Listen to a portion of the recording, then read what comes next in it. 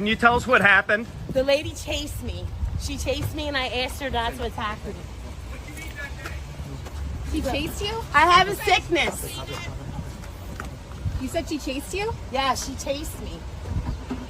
And I got out and begged her to stop. Better to do. Listen to her side. Shane.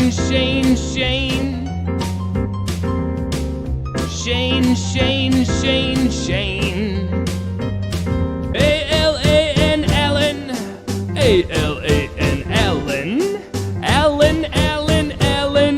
Allen. Hey, episode 54 of the 38th Parallel, and I am Shane the Apotarian. For those wondering, what in the hell was that at the beginning of the show? Well, Chris O'Connell, who I got that from on Twitter, said we were there when the, quote, Delco Pooper road rage suspect was arrested at her home. She was taken into custody after an incident went viral on Tuesday afternoon in Prospect Park, accused of defecating on another car. She says she has a sickness. And then TMZ said the Pennsylvania woman cops say admitted to pooping on someone else's car as part of a road rage incident, apparently had a lot to say about the matter. Police say she bragged about a clean poop that didn't need toilet paper.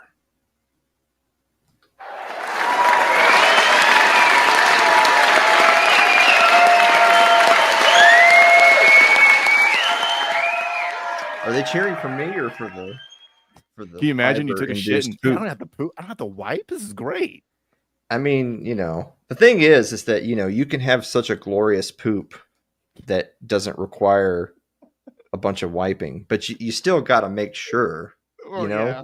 You can't just be that confident in it. You do one wipe. All right, I guess that's it. There's nothing here. Maybe that's what we're trying to aspire to. Like have such confidence in yourself that you don't think you need to wipe. Man, her mug. Good night, everybody. Yeah, that's it right there.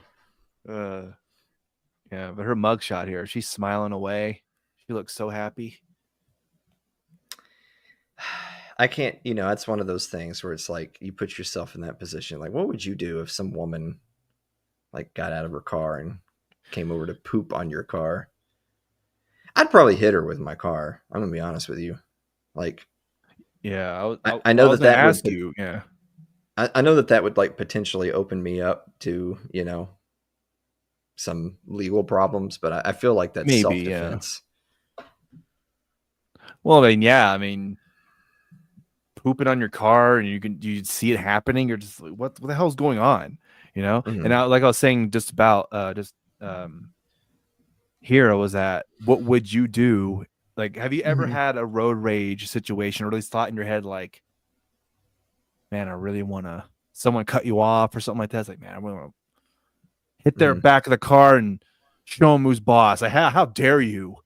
Yeah. Oh, I mean, that's why I don't usually carry a gun around. It's because I have those thoughts all the time. I have those thoughts if I just see someone doing something I don't like. So that's why I can't. Oh, yeah. That's why I just have to. You just bury all that down and move on. Wasn't like a Simpsons episode where Homer Simpson's like told you got to keep all that rage down, and he keeps getting these little. I'm a tumor. Yeah. Oh, Peter Griffin. Yeah. Same thing. Well, Peter Griffin, Homer Simpson, same thing.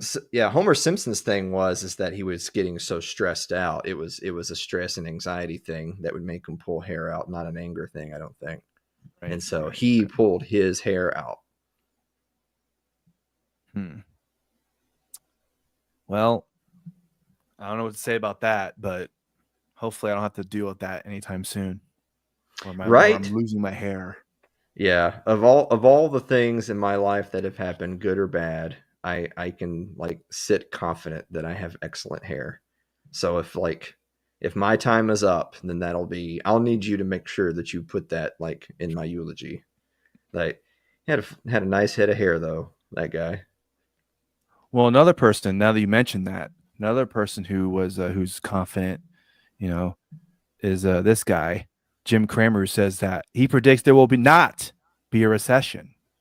There will not be a recession. And then I love this guy's reaction. Norm Cruz. Yeah, right. Well, it's like why would Jim Cramer even say that, and why would people even highlight it? Because first of all, does he mean just ever? Does he mean this year? I'm never going to be Like, a recession ever. So we know objectively that there's going to be. First of all, we're in one. Like, I don't know where anyone else has been. Like, but the skyrocketing inflation, everything else, all that is part of having a recession. I think that we're not just in for a recession. I think that we're in for a major, major recession, like major economic downturn. I hate to use the word collapse because then it's kind of like I'm just bizarro Jim Cramer, where I'm, it's all collapsitarian. That's because that's what people who hate Peter Schiff say, is that Peter Schiff always says, "Oh yeah, the economy is going to crash any second now." And it's like, well, every day that you say that and it doesn't happen just means more people are like, well, even if I think it could happen eventually, you have been sounding the alarm for so long that it just makes you lose credibility. But on the other hand, if Jim Cramer says there's not going to be a recession, then there's no other caveats or information. So based on just that sentence and nothing else, there's not going to be one. So ever again. Wow, that's certain. So in the same way that you need to be able to explain why you think the economy is about to crash, you also would need to be able to explain why you think that we have now reached a golden age of economic precision, that we shall never again have a recession. Please explain, Jim Cramer, how that's possible.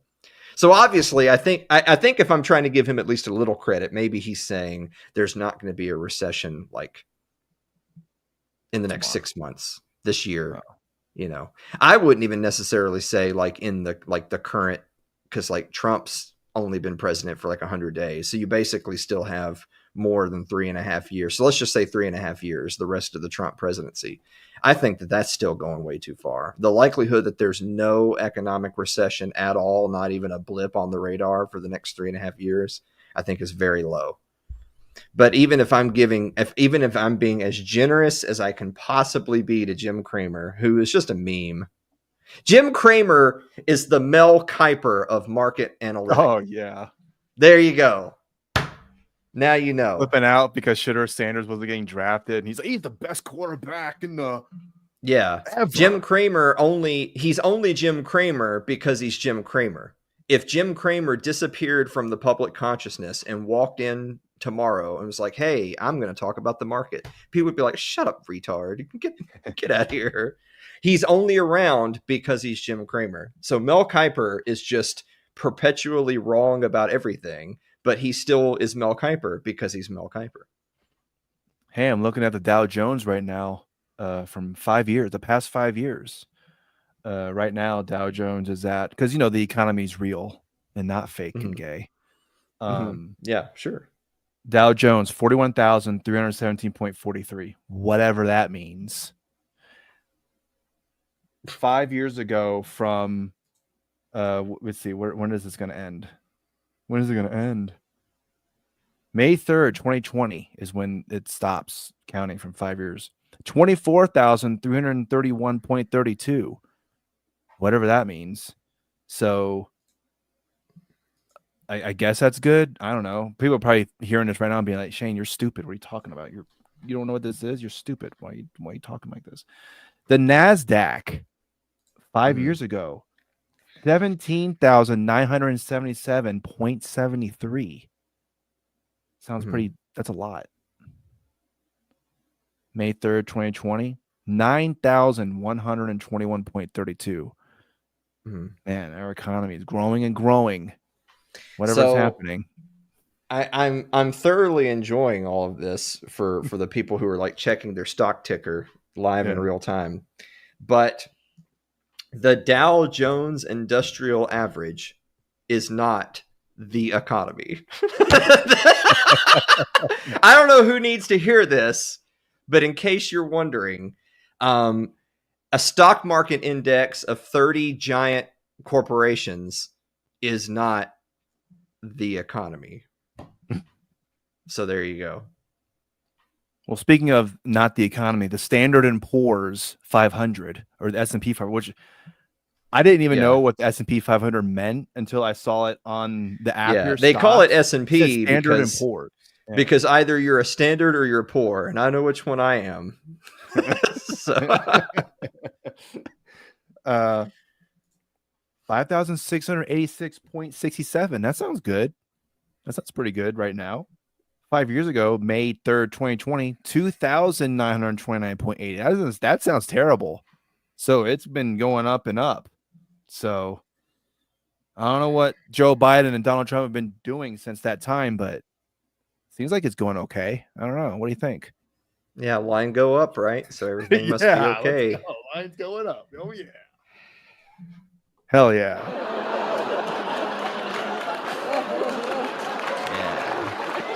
Yeah. No. No. We're not doing are we doing an economics episode? You didn't tell me that in the pre-show. No, it's I just feel like because I saw that Jim Cramer thing, and I'm like, hey, that'd be good to mention to Alan. I'm sure he'll have a lot to say about that. I know a lot more about economics than Jim Cramer, and I still don't know anywhere near enough to sit here and explain all the reasons why, Nike's stock does not equal my economic prosperity. Is it like that? It's Always Sunny in Philadelphia meme where Charlie's like, on the chart like that and like this. Yeah. Yeah, exactly. Yeah, exactly. I feel like the true meaning of that meme, not like the whatever it is in the show, but the meme is to say that this is something that's just so big and complex. We just can't really get into it right now without going way, way off the goat trail. However, a much more shallow response, but serious response would be they manipulate the markets in such a way that, like, every single time there's a tariff, every single time there's any tax, every single time there's a regulation, just like every single time there's a bailout, and every single time they print money, every time they print money, the people who can use the money right away get the full value of the money, whereas the money is devalued in the future. By the time the money gets to you, it's not worth as much.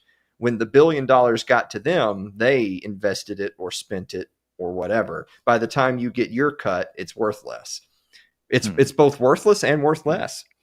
But all of that is to say that all of those things are manipulations of the market, and those things are done explicitly to keep those companies and those stocks going up, despite the fact that your life is getting worse. And Jim Cramer's just retarded. My God. Well, speaking of someone that I know you do want to talk about, because we talked about him before on the show, so you probably have some idea of who I'm going to talk about, who I'm going to mention here. But we did mention Donald Trump. He's our president as of right now, unless something crazy happens in the next 3.5 years. There's crazy stuff has happened. Yeah. Yeah. I've heard the walls are closing in on him. Someone apparently is introducing articles of impeachment. Did you know that? One of the Pajeets. Yeah, that guy. Yeah, one of the Pajeets. Exactly. Yeah. But Donald Trump, he was on the phone. He was on the phone with Chris Cuomo, Bill O'Reilly, and your good friend Stephen A. Smith, saying he'd love to see Stephen A. Smith run for president in 2020. I don't know why. Maybe they just had him on to talk. Maybe it was an impersonator for all I know. I don't know. But anyway, here's our your favorite president, Donald Trump, talking about Stephen A. Smith. Stephen A. Smith may run for president, as you know. Do you have any advice for Stephen A. If he launches the run? No, Stephen A. He's a good guy. He's a smart guy. I love watching him. He's got great entertainment skills, which is very important. People watch him. A lot of these Democrats I watch, I say they have no chance. I've been pretty good at picking people and picking candidates, and I will tell you, I'd love to see him run. All right, there you go. There you go. You'd love to see him run. So what do you think about that, Mhm. Stephen A. Smith? Hey, it's getting closer and closer. I think Stephen A. Smith's thinking about, hey, man, Mr. Trump said I should.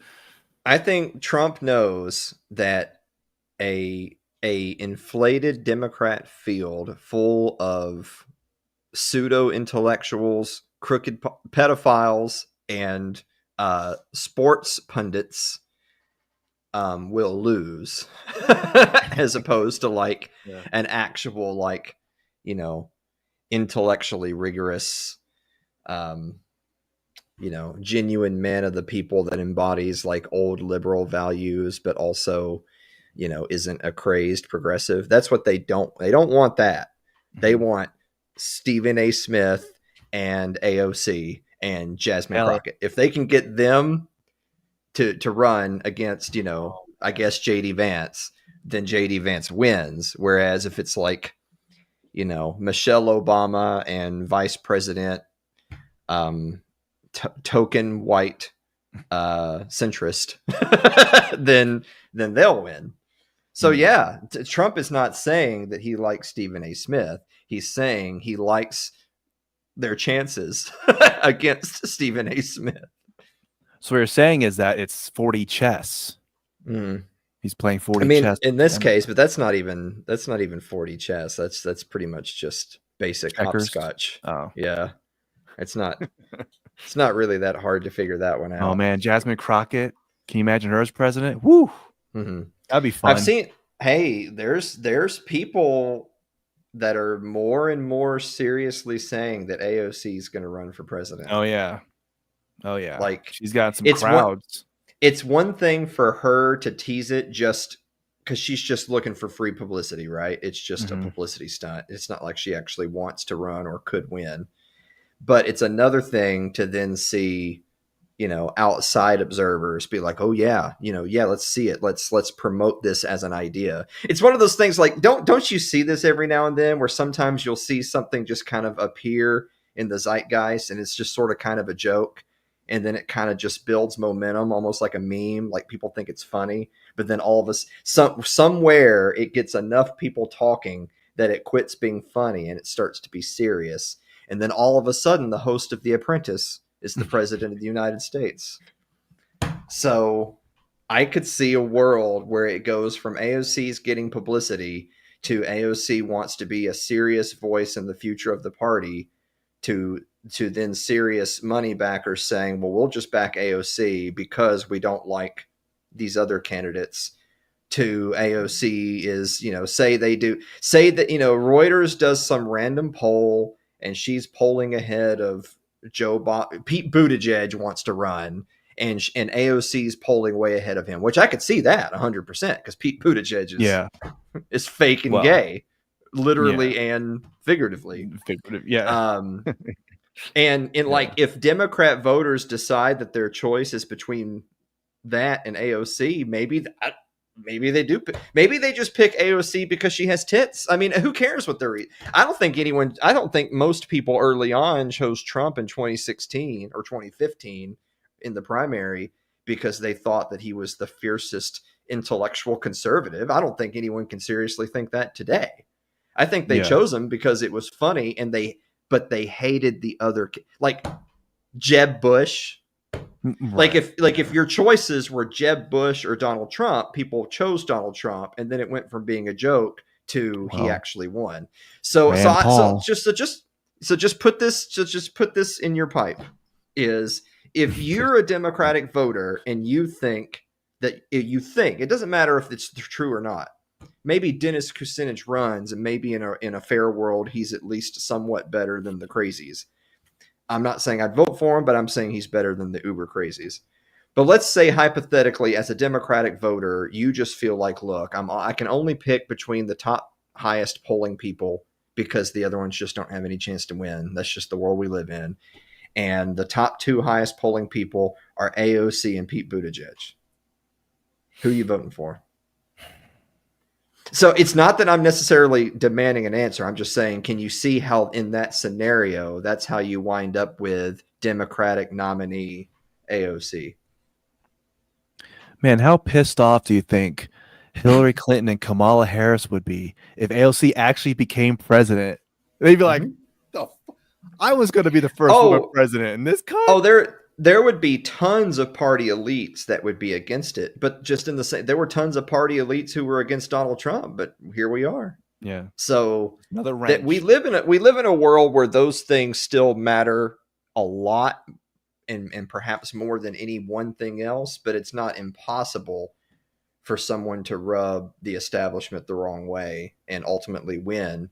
Because again, in the scenario of Jeb Bush and Donald Trump, nobody supported Jeb Bush. So the fact that the establishment had decided that he was like going to be the next Mitt Romney, he was like, hey, well, we're just going to put him up on a pedestal and we're just going to expect everyone to fall in line and support him. And people finally said no. And so as a result, it was who's the most non-Jeb Bush candidate. And the public chose, for better or worse, Donald Trump. So if the Democrat voting public at large decides we don't want Pete Buttigieg, and the Democratic Party is trying to promote Pete Buttigieg, and we don't want that, full stop. So we're just going to pick whoever is the most non-Buttigieg person on the list, and they just pick AOC. Yeah, I mean, because Bernie will be old as shit, right? He's going to be super old. I mean, I still am kind of on the wagon of they're going to just run like Michelle Obama, and then she'll win, and it's going to be a nightmare in this country.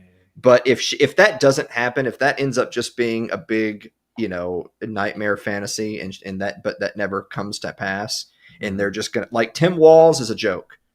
He's a complete joke, and his vice presidency with Kamala, like, Kamala couldn't win because she was Kamala Harris, but her having Tim Walz as her VP was even worse. So Tim Walz can't win. Pete Buttigieg is like Jeb Bush, Bernie's old. So I'm just saying. Pete Buttigieg was on Flagrant with Andrew Schultz. I mean, that's a big time podcast. You don't think that's going to get him some huge gains in the support? No. Oh. Maybe we should go on Joe Rogan. Maybe that'll help. I mean, I don't think Stephen A. Smith has any real chance of winning either. But like, if it comes but again, that's a scenario where if you have like Pete Buttigieg, Stephen A. Smith, and AOC, I think AOC actually wins the Democratic nomination, provided she doesn't just completely put her hoof in her mouth and just, completely wreck because we know she's not that smart. So she could totally go to the debates and just be a disaster. Right. And people are like, oh my God, what a dumb bimbo. And then that ends her candidacy. But then again, I mean, Kamala was a dumb bimbo and they just ran her anyway. It seemed like it was a possibility because, I mean, she was a nominee. However that happened, I mean, shit, that was just what. Let's just push her in there. No, we don't need no race, no election. Just put her in there. She was the vice president. It's this like rhetorical line of thinking that makes it where you can build a case for just about anybody. So, like, for instance, Kamala lost. There's nothing redeemable about Kamala Harris, but she was at least a nominee on the ballot for president. And even though she lost and it was bad, she came in second place, so to speak. Do you think AOC is a better candidate than Kamala Harris? Do you think AOC is smarter than Kamala Harris? And do you think she's a better candidate than Kamala Harris? I'm not convinced she's smarter than Kamala Harris. And that's saying a lot because Kamala Harris is literally retarded. But she is a literal retard who's been around longer and she's served in more capacities. Whereas AOC is literally a younger bimbo idiot who's literally done nothing with her life. But she's a bartender. At least Kamala was a failed, prosecutor as opposed to a failed bartender. It's a different level of failed retard. Yeah. But at least she's a little bit older and you would think maybe a little wiser. But do you think AOC would be a better candidate than Kamala Harris? Because I would argue that she would be. This is not an endorsement. I'm just saying I think she would be a better candidate. She's got energy behind her, it seems like. I mean, she's just younger. Like, don't even like, because right, people sometimes will say energy, and that's like or lack of energy, and that's their way of skipping around the age question. I think in general, Americans are ready for they're ready for the next generation of politicians. Like, yeah, Trump won and he's in right now, but of course we know that by the time his last term is over, he'll basically be about the age that Biden was, and Biden was too old and dementia Joe and all that. Yeah. So I think as a whole, Americans are ready for, now keep in mind in politics, 50 something is young. 50s to early 60s is young in the world of national politics. So when I say young, I don't necessarily mean like, my age, but I do think in general, Americans are ready for fresh blood, for younger people. Like AOC's already been in politics. Like Thomas Massey has been in politics for years, but he would still qualify as a lot younger than, Joe Biden or Donald Trump. Hey, so I think Americans are ready. Rand? No, he has no chance. It wouldn't matter if he tried again or not, because his own party and his own party establishment tries to destroy him. So he would have that going against him from day one. But he's trying. Rand Paul is ugly too, as Donald Trump said. Rand Paul is ugly.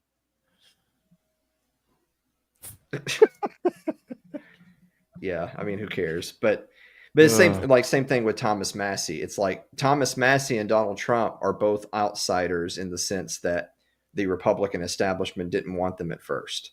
The difference is Thomas Massey does try to work within the framework of the party, whereas Trump kind of came in as an outsider and took over.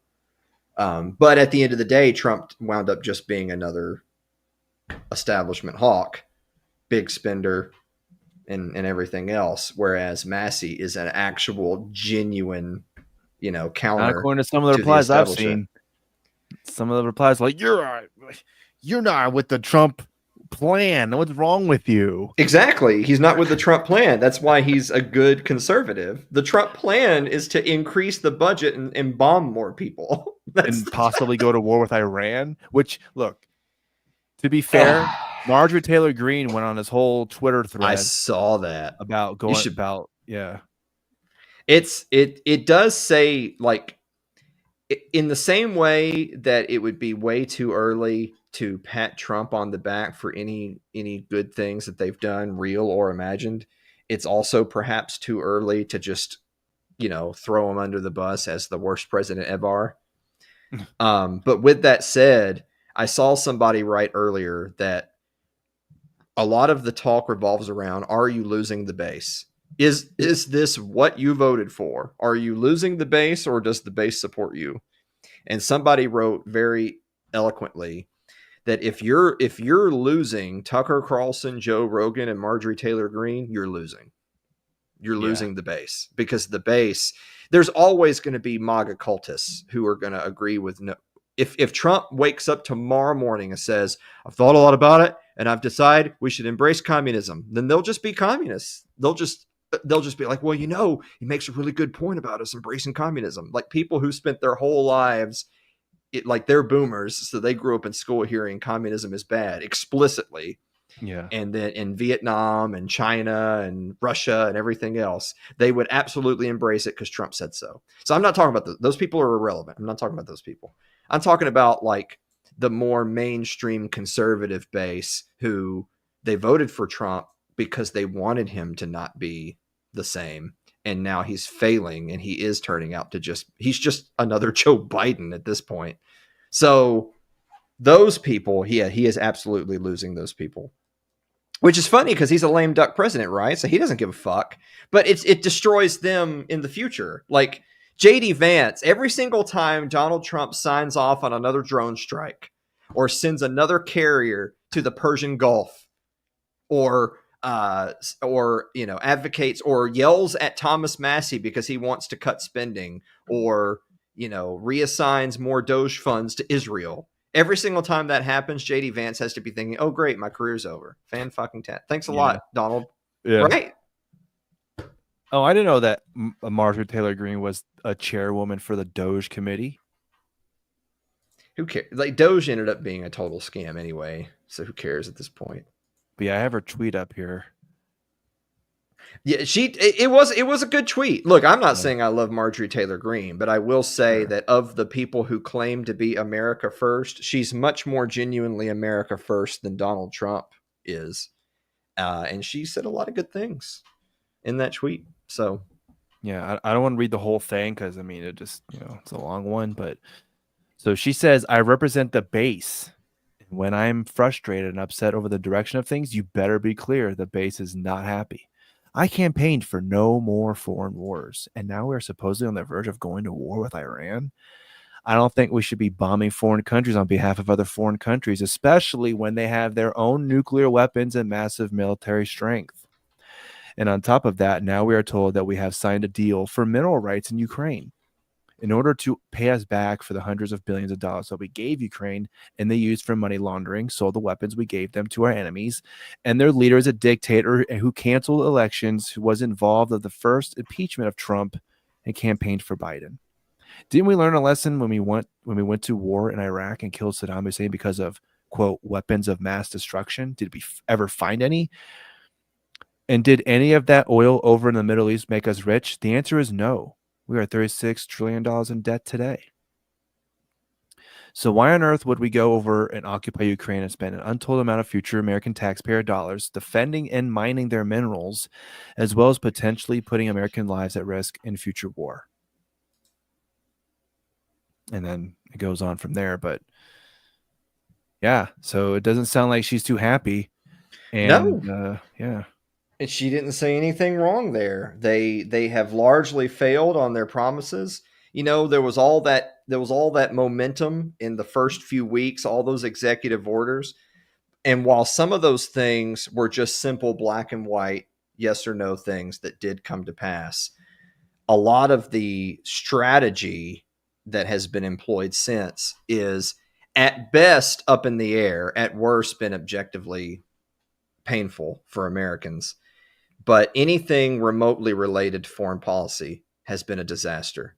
I guess we should be happy that they haven't bombed Iran yet.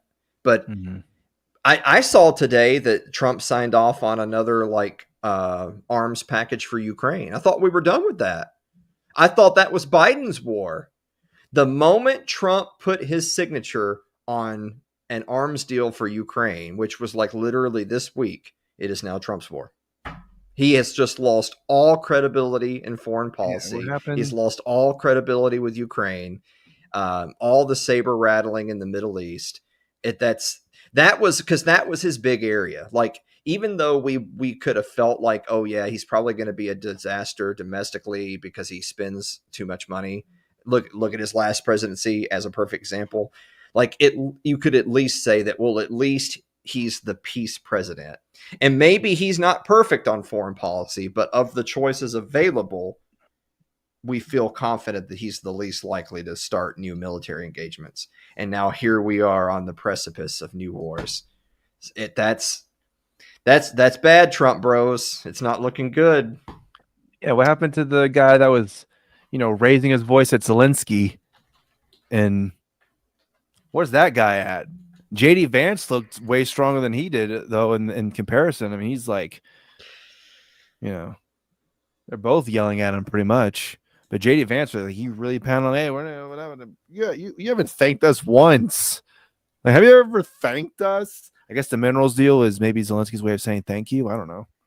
Well, yeah, they allegedly signed this minerals deal, which, by the way, that doesn't affect you one bit. That's just money for the other side of the oligarchy. Please keep that in mind whenever you hear that. That's money for their friends as opposed to for Biden's friends. And some of them are the same friends. But what it really is now they have carte blanche to just go back in on Ukraine. That is such a disaster. Oh my God. All he has to do is come out and say, no matter what happens, we don't endorse military engagement in Iran, and we will not give another cent to Ukraine. And this is his this is his George Bush Sr. moment of read my lips, no new taxes. Oh, and then the Republicans raise taxes. This is his read my lips, no more money for Ukraine. Okay, now we're gonna send more money. It's over, dude. It's over. Jesus, man. She ends her tweet with, "When you are losing MTG, you are losing the base, and Trump isn't on the ballot in the future. So do the math on that." Yeah, exactly. Trump could go, because it's like, what does it mean to go scorched earth? He could go scorched earth and truly be an independent who is anti-war and anti-establishment, and he could do everything in his power to cut government and to help Americans and to stay out of entangling alliances. And it would be, there's nothing you could do to stop him. On the other hand, he could also go scorched earth and just be at a giant establishment shill and ruin every ounce of his goodwill. It looks like he's chosen the latter, but in either event, it's true. His days are going to be numbered soon, and when they are, you remember the question that I asked on my show years ago that I've repeated on this show before: what will be left in the smoking crater after Donald Trump leaves? What will be left of the Republican Party? At one point in time, it looked like they would be set up for success because the Democrats were reeling and they're all in on this woke progressive crap that nobody likes. And the best they got is Kamala Harris. Dude, the Republicans are going to win for ages.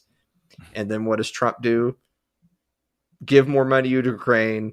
Let's make more mRNA vaccines. Let's bomb Iran. Let's print more money and start handing out checks. And oops, prices doubled again. He does that. JD Vance doesn't have a prayer. First of all, they're going to get murdered in the midterms, right? Like, it's going to be golden age Most of likely, Trump yeah. into lose the House and Senate by 50 fucking seats. And then they'll lose the next presidential. I'm not convinced they weren't going to lose the next presidential election anyway, just because Americans are like that. It's just the pendulum just goes back and forth because Americans always blame who's in charge today, which they're right to do. It's just they elect the people who were in charge before who are also to blame. That's the problem. They got it this time. Yeah, they got it this time. But if Trump continues down the path he's on, then it doesn't even matter who the Democrats are on. They're going to win.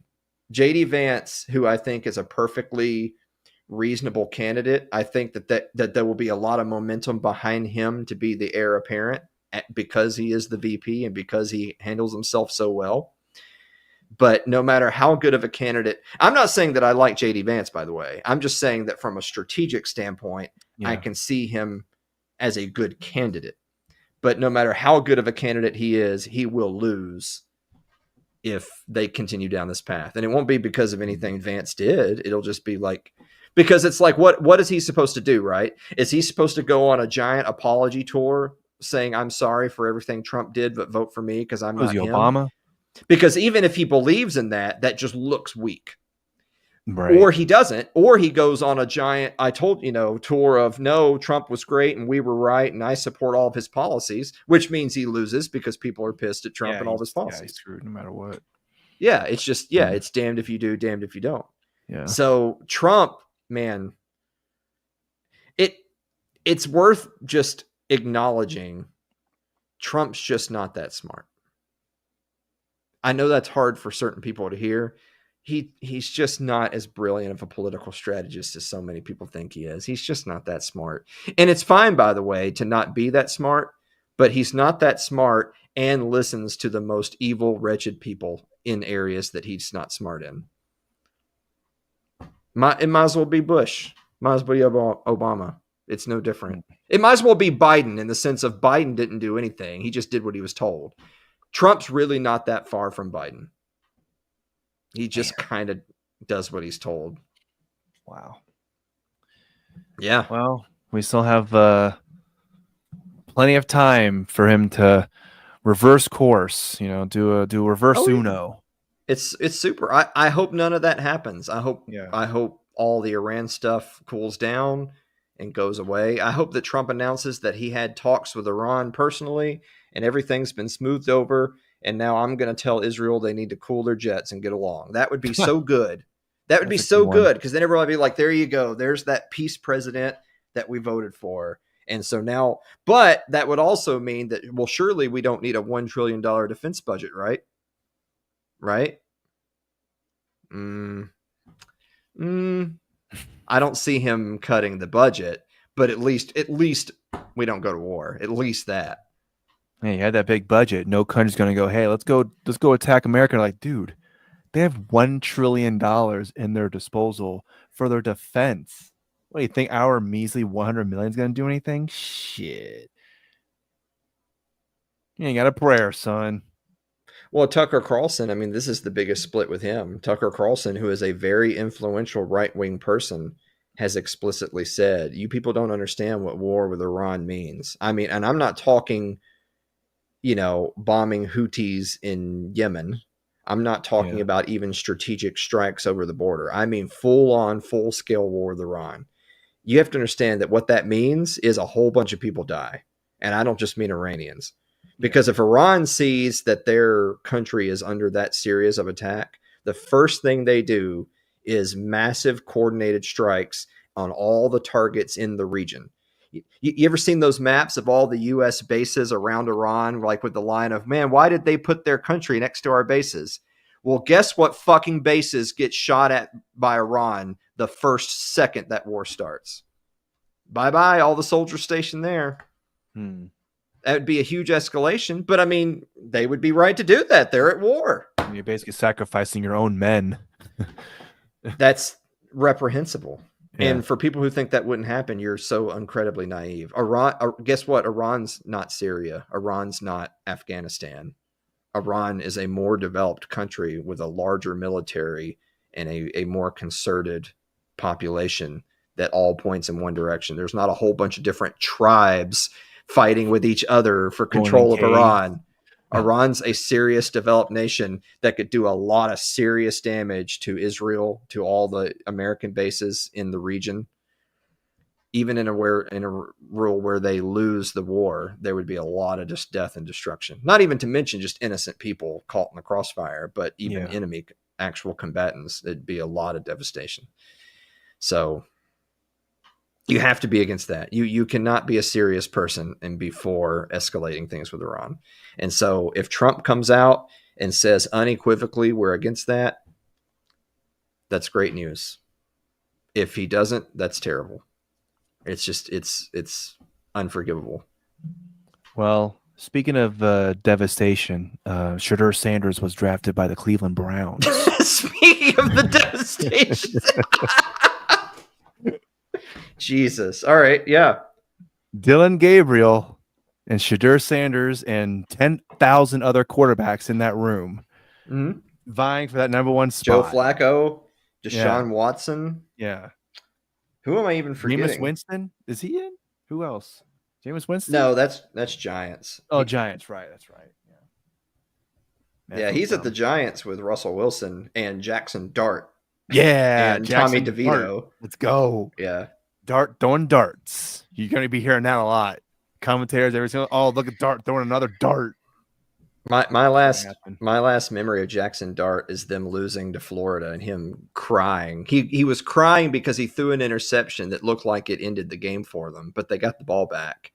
And then he threw another interception and he started crying again because it ended the game for them, but then it was ruled incomplete. And then he threw another interception that did finally end the game for them. And he was crying again. I mean, full on tears just on the sideline. It's like, yeah, that's my franchise NFL QB right there.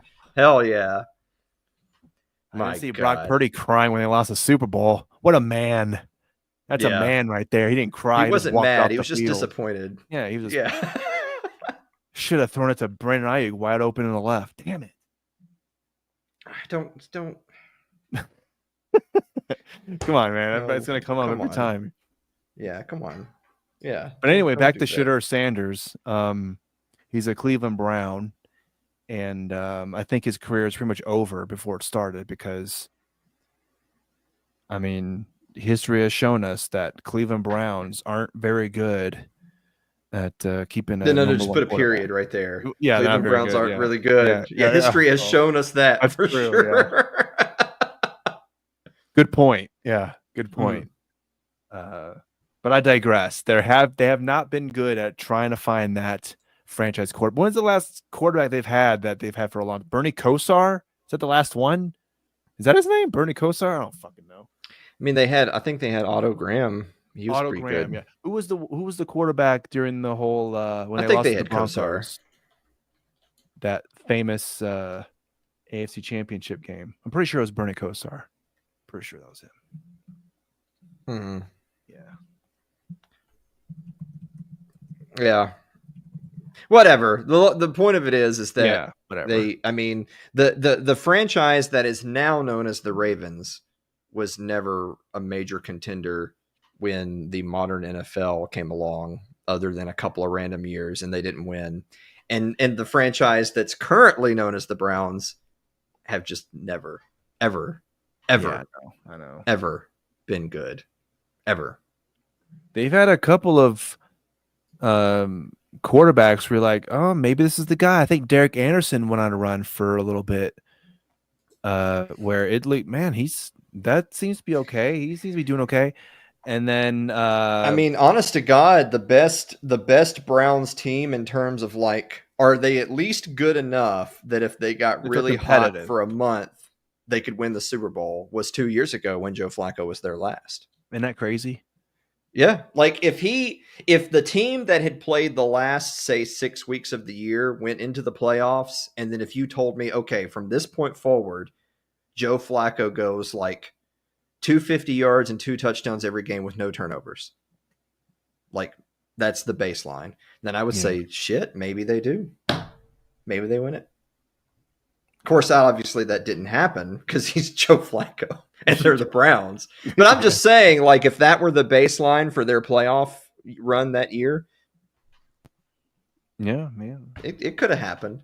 I mean, that's a hell of a by Browns standards. That's up there. That's about as good as they've ever been. But that's also why it's kind of funny that they then went out and re-signed Flacco, but a year later, after a year without him, and they drafted not one but 2 quarterbacks, including Shedeur. Because it's like, well, if Flacco basically had his last hurrah with you 2 years ago, and you came up short, which is totally predictable, but then you decided, okay, well, we're moving on because you're old and, lightning won't strike twice. But then a whole year passes, and then you bring him back in. So are you saying that it was less likely that lightning would strike twice for Flacco last year, but it's more likely this year? Because I don't think that's how age works. I don't know. Maybe he's just there to be some kind of mentor for these young guys. Oh, I'm sure that's what it is. I'm sure that they expect him to start on day one because he's just the best day one starter for them, and he knows the system and all that stuff. Yeah. And I'm sure he's fine with that role too, by the way. I'm sure it's like a mutual understanding. But in the same way that you don't understand why Joe Flacco 2025 is somehow more preferable than Joe Flacco 2024, but maybe less preferable than Joe Flacco 2023. In the same sense that doesn't add up, it's also if you're going to draft Shedeur Sanders, then why not only did you draft Dylan Gabriel, but you actually drafted Dylan Gabriel first, and then 2 rounds later drafted Dylan or Shedeur Sanders. Maybe they just considered it really good value, with that namesake and just the whole buzz around Shedeur Sanders. The fact that they got him in the 5th round, they're like, man, this is good value for us. I guess we'll draft him. And I've heard somebody make that argument that it's like if you thought, like, you drafted Dylan Gabriel because he's the one that you think is going to work the best, but you also think Shedeur Sanders has a really high likelihood of working out, then it's like, well, for one, the only way that you can demonstrate that they have value and then therefore be like good trade bait or something is that they actually are able to prove it on the field, which is awfully hard to do because you need to be giving snaps to a guy, not a bunch of guys, number one. And development takes years, not days or months. And 2, if you thought that Shedeur Sanders was a good value and that he could develop to be a serious contender, then why didn't you just draft him earlier on and say he's your guy? If you genuinely think that of Dylan Gabriel, then you wouldn't bother wasting the pick on it's still a wasted pick. If you genuinely thought both of them were good and had value, and to you it was just a toss-up and you couldn't decide which one, you'd just pick one and then you'd pick other things. But now, of course, keep in mind, by the way, this whole conversation is rooted in that the Cleveland Browns, who as a team have like 30 positions of need on their roster, and they only had 6 draft picks in a 7-round draft. And 4 of those 6 picks were actually running back, quarterback. Wow. So they could legitimately upgrade like 45 of their 52 roster spots. At least they could seriously upgrade it. Like even in our wildest dreams, they could still upgrade, say, 14 of their 22 starters. And yet they drafted 2 running backs and 2 quarterbacks. So even if one of those running backs is the next Emmitt Smith, and even if one of those next quarterbacks is the next Dan Marino, you still wasted 2 of your only 6 picks when you've got that many holes on your roster. Yeah, I don't know what's going on over there. But they probably picked Dylan Gabriel first because, because he's white and Shedeur Sanders is black. It's a racist thing. They're racist. Is he though? I don't know. I'm pretty sure Shedeur Sanders is black. Dylan Gabriel is Native Hawaiian. Oh, well, So excuse me. He's not even white. Oh, excuse me. Excuse me. So, but it's a racist thing because, Shedeur Sanders is black, right? He's black, right? And Dylan Gabriel is.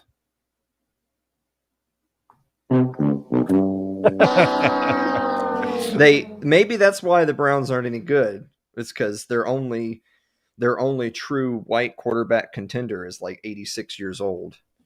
Joe Flacco, bring us back to the promised land. Mm-hmm. Yeah.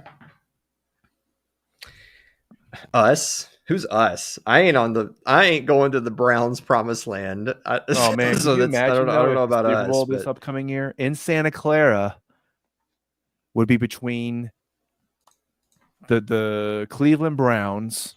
I'm trying to think of a team in the NFC that is just nobody cares. I don't know. Maybe the Panthers, the Carolina Panthers. There you go. The Carolina Panthers versus the Jacksonville Jaguars. That'll put some butts in seats. I mean, it's a Super Bowl, so I guess it doesn't matter, but still. Yeah. I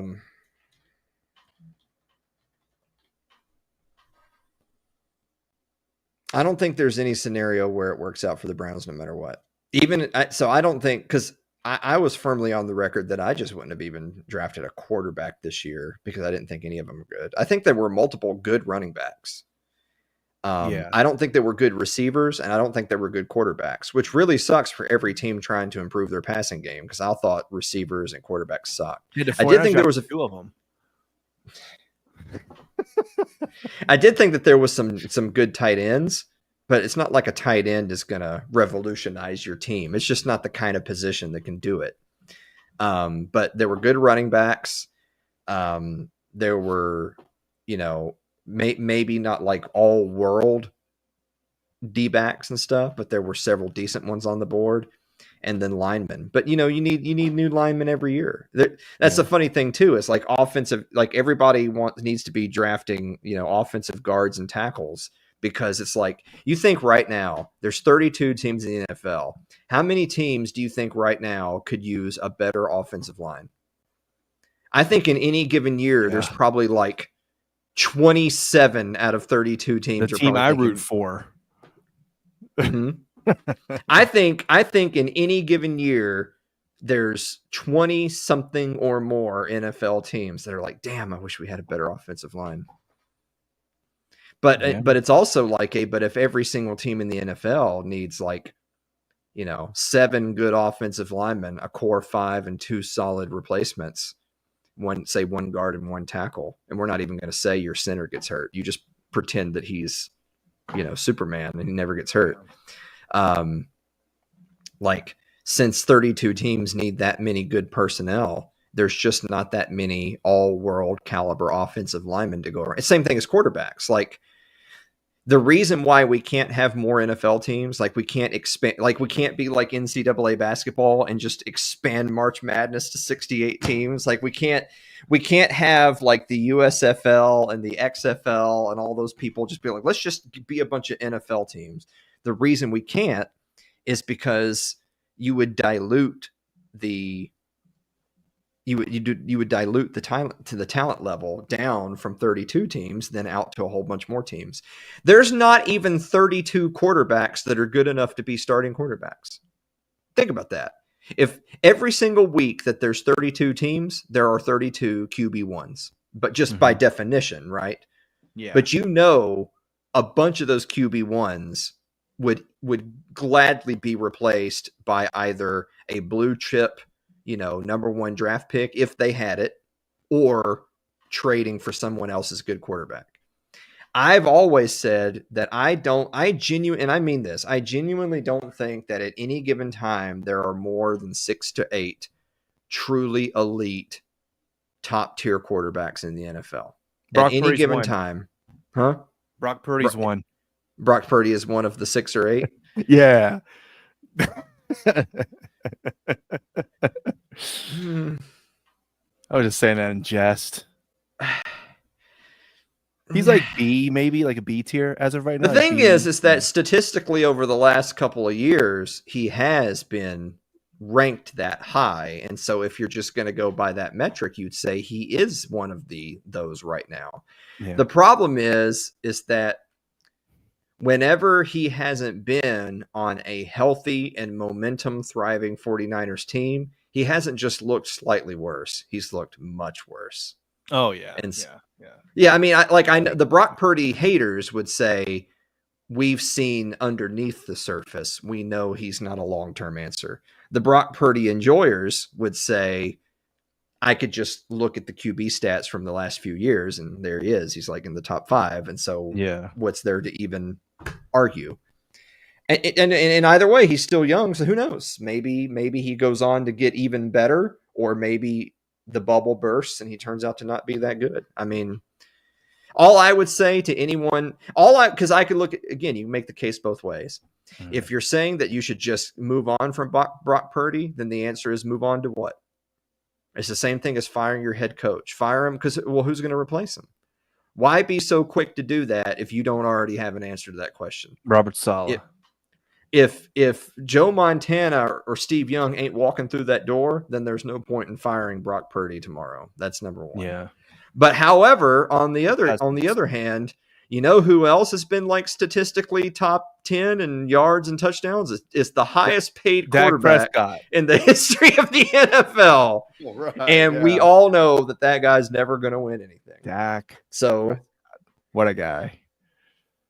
You know they're going to pay him though, right? Every single week we end up dedicating 5 minutes to, that they're going to pay Brock Purdy a bajillion dollars, right? Just get ready. Just emotionally prepare yourself. Yeah, they got the George Kittle extension. Just get the Purdy one.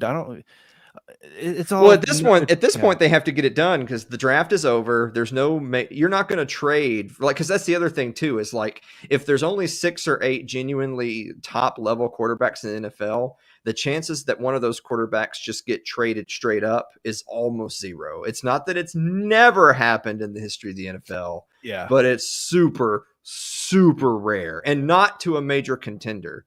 If you're of the belief that the 49ers are just a couple of steps away from being back in the Super Bowl, no, like the Cincinnati Bengals aren't going to be like, oh, you'd like Joe Burrow? How's about a second round pick 3 years from now? That's not going to happen. That's not going to happen, man. First of all, they just wouldn't trade him because they're going to keep him. Second of all, they wouldn't trade him to a major contender. Like they would trade him to the Browns. Actually, no, because that's in division. They would trade him to like the Jaguars or the Panthers. Oh, yeah. Because they'd be like, fuck him. We'll never see him. He'll die in that town. Or the Titans, yeah. Yeah, whatever. Probably not the Titans just because they're like, oh my. Actually, if the Titans had Joe Burrow, the Titans probably win the AFC. They'd be South, okay, so. yeah. I mean, better than Will Levis. But that's because Joe Burrow is one of those top 6, 8 genuinely. Like, it might be hard to sit here and name them all off the cuff without looking. But like being honest with ourselves, it's like I don't like the guy Patrick Mahomes. Yeah, obviously. greatest quarterback of all time. Surprised to hear you say that. Well, I'm saying that as a, Yeah. Patrick Mahomes, Joe Burrow. I get that Joe Burrow's never won anything. First of all, he plays for the fucking Cincinnati Bengals. And second of all, Joe Burrow's a god. If you don't get that, you're an idiot. See his haircut? Jeez. Yeah. But I mean, even after that, it's like the Eagles were a super good team and they just won the Super Bowl and Jalen Hurts played well. But I can't say Jalen Hurts is a truly all-time elite, like top 5, 6, 7, 8 guy in the league. He's another, like, statistically right now, he's up there. But I don't think that it's like, I don't think I would build a new franchise around Jalen Hurts. It's like saying that. It's like, you just got an expansion team and you get to pick a bunch of players. Oh. Are you picking Jalen Hurts? No. No, come on. But would you pick Joe Burrow? That's a stronger. Yeah, maybe. He's definitely be in contention for sure. Yeah. Younger. But I'm a homer, so. Also, you'd pick Brock Purdy. Yeah, I got you. Yeah. Not for every single position or every single player. You'd pick you'd pick that guy, the guy from Indiana that they just. Oh, Curtis Rourke. Yeah. Who also apparently was drafted in the CFL too. In the Canadian Football League, he got drafted in there too. So there you go. Two leagues drafted that guy. He must be really talented. Here's a question, like Jaden Daniels from Redskins. Like, he was only a rookie, and I don't think he's perfect. But do you think that Jaden Daniels will be better than Jalen Hurts? I mean, he's got the potential to be for sure. I think he definitely has the potential to be, and obviously with him being younger. Right. Like, I don't think Jordan Love is in that conversation. Josh Allen. Like, Josh Allen's got a lot of problems, but Josh Allen is a guy that if he's your quarterback, you're instantly building around Josh Allen. He's another one where it's like he plays for the Bills. It's like Burrow plays for the Bengals. It's like, man, you're just in a franchise that's just cursed. Really. People have always said it's like the curse of the Bears. Like, if the Bears had drafted Patrick Mahomes and he winds up there with like Tressman and stuff rather than Andy Reid in Kansas City, is he still Patrick Mahomes? I think the answer overwhelmingly is no. Versus, what if Andy Reid was the coach of the Buffalo Bills? Oh, man. I think they're pretty damn good. Yeah. Lamar Jackson. I mean, he's like won MVP and he's put up a bunch of regular season stats. Yeah, I think he's a lot better than like Jalen Hurts or Brock Purdy, but he's he's never won anything more than Joe Burrow has, but Joe Burrow's a way better, like, actual. Hey, Burrow's quarterbacks are actually supposed to throw the ball down the field, and he's way better Burrow at that. Went to a Super Bowl, so he's already got that over him. Yeah. I mean, hell, man, it's slim pickings right now because a couple of guys that have won the big game and that have had pretty solid careers are also kind of old, but they were never like Matthew Stafford at the Rams. A, he's super old, but B, in his prime, he was in Detroit. So we'll never know because he was in Detroit. But he's generally never been considered the best, like in any year of his career. Like when he was young, like Peyton Manning and Tom Brady were way better than him. And then when he was older, it was like, well, he's older, there's already young guys in here. Right. But I mean, I'm sitting here looking at just a list of the teams and I'm like, that's it. Like, I wouldn't build. So like Cowboys, Giants, Eagles, Commanders. Maybe I build around Jaden Daniels. Maybe I build around Jalen Hurts. There's pros and cons for either one, but they're not 100%. If I'm being generous, I say yes to Jaden Daniels, no to Hurts. All right. Bears, Lions, Packers, Vikings. Jared Goff is a no. The Lions are a good team. Jared Goff is a no. What's his name from the Bears? Caleb. That's Caleb a no. Williams, yeah. Jordan Love, I've already said, is a no. And the Vikings just got rid of Darnold, who was a no anyway. And now they're moving on to JJ McCarthy, who is basically a rookie. We have no again. idea. Yeah. The Falcons moved on from Kirk Cousins and went to Michael Penix. So that's a big no. The Panthers have Bryce Young. I forgot he even exists. The Saints don't even have a quarterback right now. No, they got that Tyler Shough guy. Remember? Yeah, so they don't have a quarterback right now. So Derek Carr without a shoulder. And Tampa Bay has Baker Mayfield, who has played better for Tampa Bay, but he's clearly not a franchise top 6-8 guy. The Cardinals with Kyler Murray, little midget dude. I like Kyler. I like watching him play. Half Korean. Let's go. I do. I genuinely enjoy watching Kyler Murray play, but he's just not that level of guy. Yeah. Matthew Stafford, again, we talked about him. Brock Purdy.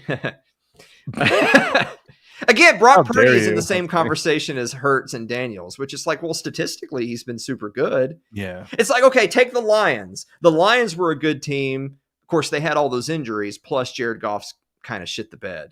If Brock Purdy were playing for the Lions, I think the Lions would still be as good as they are right now, if not better. I think Brock Purdy's better than Jared Goff. Boom. Whoa. So I think if the 49ers... Whoa. All right, this is it. You trade Brock Purdy to the Lions, and the Lions get rid of Jared Goff, just like the Rams got rid of Jared Goff. But that means he goes to the 49ers. No, Niners fans would not be happy about that. Even the Brock Purdy haters would be like, Jared Goff. 49ers fans would be mad, even the Purdy haters, because, they'd be like, they know that Jared Goff is a downgrade. And vice versa. I don't think Lions fans would necessarily be ecstatic with Purdy, but I think that they would consider him to at least be a better young investment. At least he can scramble out of the pocket. Yeah. I was going to say at least he won't throw 5 interceptions, but actually sometimes. Purdy did that on Christmas. Yeah, sometimes. He gave Ravens fans a Christmas present. Actually, maybe those two guys are more alike than we care to admit. Wow. Jared Goff and Brock Purdy. But see, this is why I'm saying that they're not that level of QB. If you're on the same line as Jared Goff, you're not a top tier quarterback. He's still got plenty of time. All right. Chargers, Justin Herbert. I like Justin Herbert, but Justin Herbert has failed. He's like Trevor Lawrence. He's failed to live up to his own expectations. Plus, he's on a bad team. So, would he be better playing for the Chiefs and Andy Reid? Probably, but he also hasn't been great. I'll imagine him in the Niners. Woo. The Raiders don't have a quarterback. Theirs is technically Geno Smith now. Aiden O'Connell. Oh. No, he's Geno Smith. And the Seahawks don't have a quarterback. Drew Lock. So Patrick Mahomes, we listed him. Denver Broncos with what's his name? Bo Nix. Bo Nix. He had a decent rookie year. I'll give him that. Yeah. But he's obviously not that level. The Titans don't have a quarterback. Will Levis. It's Cam Ward now. No, it's Cam Ward now. I wanted more. So can the guy who quit on his team during the bowl game in college be a top tier quarterback? Well, Cam Ward dropped down to his knees and be like, "Oh my God!" when he gets those interception. I want that to happen, please. Jaguars, Lawrence, same thing as Herbert. He hasn't lived up to expectations. The Colts, Anthony Richardson. Good luck with that. Houston Texans, CJ Stroud. Okay, this is another one where it's like his first year was really good. His second year wasn't as good, but that could be the sophomore slump. It could be the injuries. I think CJ Stroud is talented enough to be at that level, but he's still young. Yeah. The Steelers really don't have a quarterback, like not even proverbially. They Just literally Fields. don't have. No, he's gone. Oh. Russell Wilson. No, he's gone. Oh, dang it. What the hell? What are they doing over there? They're hoping Aaron Rodgers signs. That's it. Aaron Rodgers? Yeah, and he's 90. Yeah. We sign Joe Flacco. We got to wrap. We're way over time. I got to go soon. I just want to point out that it's only going from bad to worse over here, because now you got the Cleveland Browns again. Oh boy. You got the Bengals. We already said Joe Burrow. So what have we named? What, like 3.5 quarterbacks 4, that were like you could build your team around this guy? Mm-hmm. That's like there's 27 teams in the NFL could be like, if we could get the next Joe Montana, then we would get rid of our quarterback today. That's tough. That's tough to say. But well, what's not tough to say is that Bill Belichick had a very awkward interview. Have you seen it? Hell yeah. Segue. 101. No, I haven't watched it, but I already know what it's about. You didn't see the part where the host or the interviewee was asking him, hey, or whatever the fuck the title is. The guy was asking Bill, hey, how did you two meet? And that lady over there was like, no, we're not talking about that. Wait, I think I was met on an airplane. Why do you want to talk about that? People are speculating that she is, they met on some site, and she's a HORE. Cool. If she were just a call girl, then he would. If that were true, they wouldn't be that public. Like, she wouldn't be parading around with them. Or if she was going to parade around them, they would have come up with a story. Like, something, anything. Yeah, maybe so no, there's nothing to speculate. She does have it. Like, you can look up her. She is a human being that exists, that has a history. It's just he's a monster, and she loves money. What else is there to say? I read something, and again, this is all. I have no idea if this is true or not. I wasn't there, okay? But apparently, Bill Belichick and Robert Kraft had a really good, close relationship. Apparently, they don't anymore. As of right now, they don't. And apparently, as part of that is because those two would because you know how Robert Kraft got in trouble for going to massages and getting some stuff that apparently those two were doing that together. Not like they were doing it to each other, but And so something happened. Maybe he met her at one of those places, and something happened between him and Robert Kraft. Maybe Robert Kraft liked her too. I don't know. Some weird stuff happening. Because one of the reasons why he did the interview was because he's having a book come out soon. And Robert Kraft isn't in the acknowledgments. Like, he wasn't even mentioned in your book. Like, why? He said, he just wasn't mentioned in my book. But he was the owner of the team that you coached for like a long time. He had nothing to do with your success whatsoever. It wasn't about. I was just wanting people that were personally directly involved with my success. That's where I wanted to be in the acknowledgments. So it's that lady. That lady broke their relationship, their friendship, just like Yoko with the Beatles. I tend not to believe that, because even comparing them to the Beatles, like Robert Kraft can buy the Beatles. George Harrison and Bill Belichick would be who? Paul McCartney and Tom Brady's what? It doesn't matter. Like, Robert Kraft can buy the Beatles and sell them and buy them again. Like, he has money. Yeah. He can go purchase hundreds of that girl, one for every night of the week, and it wouldn't even faze him. Right. So it's hard to believe that any of that is remotely true. What's much more easy to believe is that, for one, they just had a falling out because Bill wanted to run the team the way he wanted the team, and he thought he was going to turn it around, and they didn't agree, and that's it. And so that's it. And as far as the girl's concerned, Bill wants to fuck a young brunette, and she wants money. That's it. There's nothing, you don't have to read any more into it. And it also doesn't really change anything either. Like, if you were like following Bill Belichick because you thought he was a paragon of virtue, then I'm sure you're really shaken to your core at this moment. But also, you're really weird. so maybe you needed a wake up call. And vice versa, if you followed him because he was your favorite beloved coach of your favorite NFL team, then this means absolutely nothing to you. That's it. I can't even believe the fact that it's even, like, I can see it on the front page of fucking ESPN right now when I pulled it up. This is ridiculous. It's everywhere. It's ridiculous. I like how he's wearing a shirt or like a sweatshirt that's all ripped up. It's like, has like a hole right here by his shoulder. Like, man, he don't care. He definitely does not care. So kudos to Bill Belichick. He and his young lady there. Hope they have a nice life together for the I don't know how long. I don't know how old he is. I don't have his age in front of him, but good luck to you guys. Good luck. Anyway, the song ended. The show's over, by the way. Yeah. Just Well- just pointing that out. This is the bonus Patreon content right here. Yeah, and so one more thing before we go.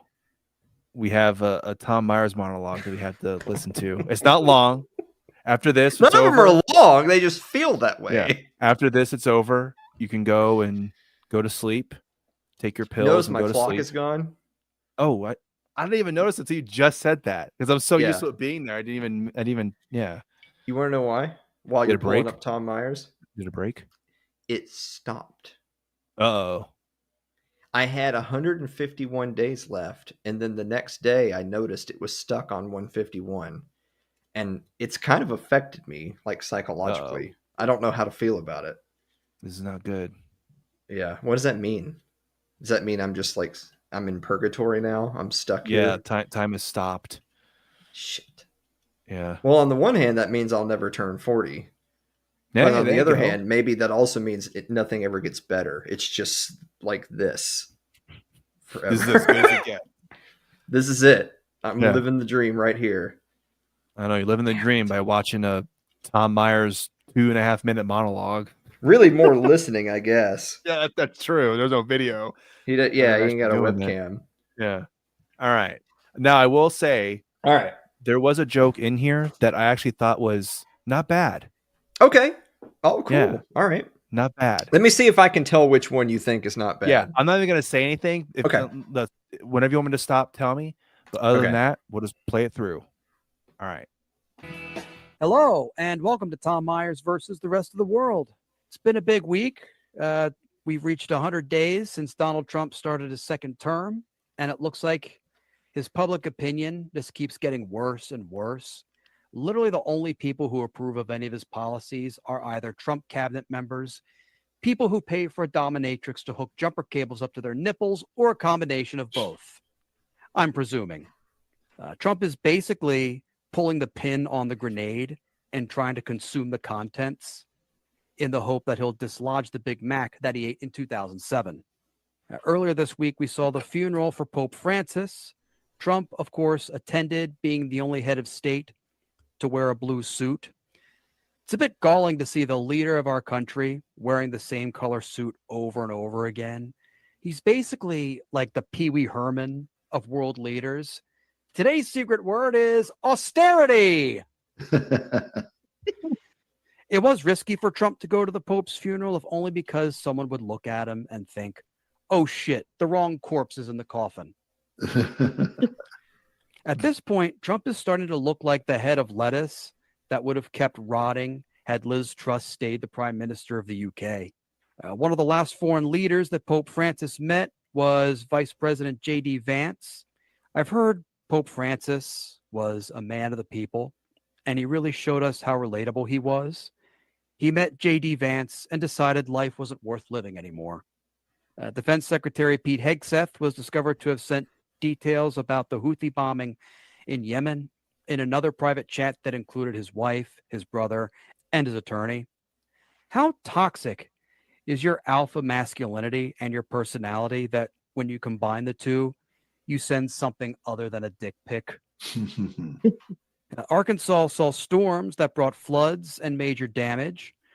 Trump denied their request for federal assistance, citing that because it was Arkansas, no one could tell the difference. We celebrated Earth Day this year, and thanks to our new climate policies, we're celebrating it the same way we celebrate the birthday of a relative who's in hospice care. And on that cheerful note, There you go. That was it. I think based on your reaction, I think you knew which one.